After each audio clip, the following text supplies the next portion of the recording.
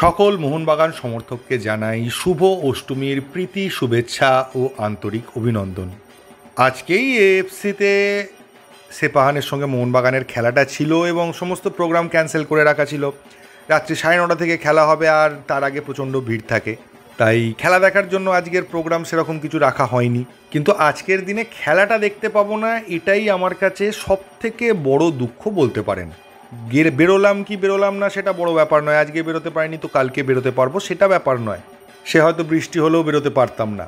কিন্তু আজকে যে খেলাটা দেখার যে মানসিকতাটা ছিল সেটা যে দেখতে পাচ্ছি না, এই জায়গাটা ভীষণভাবে যন্ত্রণা দিচ্ছে।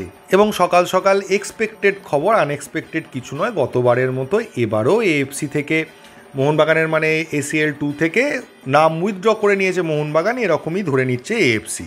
কারণ ওদের আর্টিকেল 5.2 অনুযায়ী কোনো টিম যদি কোনো ম্যাচ অ্যাটেন্ড করতে না যায় তাহলে ধরে নেওয়া হয় যে সে টুর্নামেন্ট থেকে নাম উইথড্র করে নিয়েছে। এবং মোহনবাগান লাস্ট ম্যাচটা যে হেরে গেছিলো, যদিও কোনো পয়েন্ট পায়নি, তো সেটাও ক্যান্সেল হয়ে গেছে, সেটাও কোনো হিসেবে ধরা হবে না। এবার মোহনবাগান ক্যাশে গেছে, সেটা নিয়ে কি হবে আমি খুব একটা ওটা নিয়ে কোনো আশাবাদী নই, বিষয়টা আশাবাদী হওয়ারও নয়।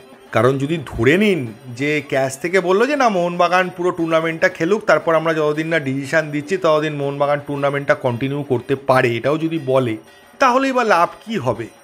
কারণ এটা তো সামনের বছর আবার হবে, তারপরের বছর হলে আবার হবে, এই বারবার তো এই প্রবলেম ক্যাশও শুনবে না, এএফসিও মানবে না। কিন্তু আমার প্রশ্ন হচ্ছে যে বিষয়গুলো আমরা আলোচনা করছি বা যে প্রশ্নগুলো তুলছি আমি, যে এরপরেও হতে পারে, আগে থেকে তো জানতো, তা মোহনবাগান ম্যানেজমেন্টের নিশ্চয়ই কেউ না কেউ ছিল, তারা আগে থেকেই জানতো এই প্রবলেমটা হবে।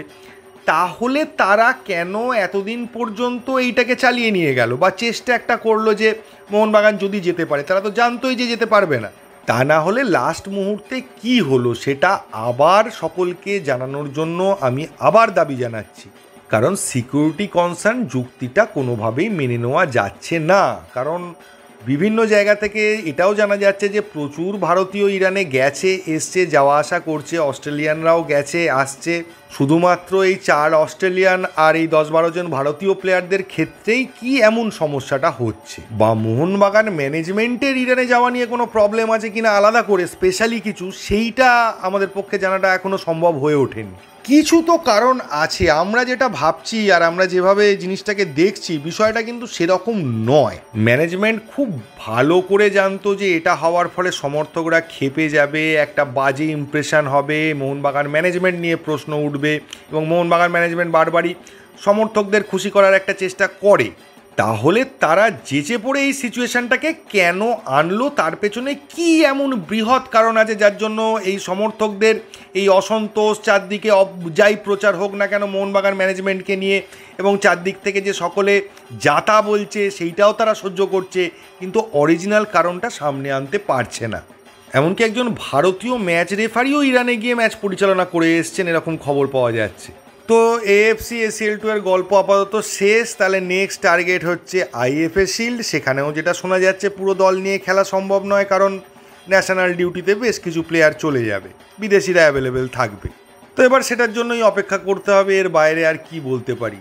তো এটাই আশা করতে পারি মোহনবাগান পুরো ক্লাব বলুন, ম্যানেজমেন্ট বলুন আর আমাদের সমর্থকরা বলুন, সকলের ওপরেই একটা ঘন অন্ধকার ঘনিয়ে এসছে বা নেমে এসছে।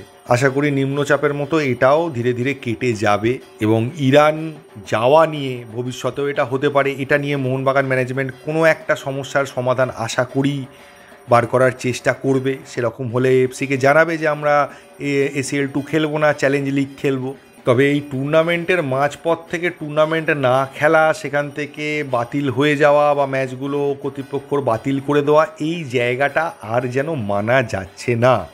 এর থেকে খেলে হেরে 4-5 গোল খেয়ে ফিরে আসাটাও অনেক সম্মানজনক ছিল, এটা মোহনবাগান ম্যানেজমেন্টকে বুঝতে হবে। এই ভিডিওতে এইটুকুই, আশা করি পুজোর বাকি দিনগুলো আপনাদের আরও ভালো কাটুক। থ্যাংক ইউ, ধন্যবাদ এবং জয় মোহনবাগান।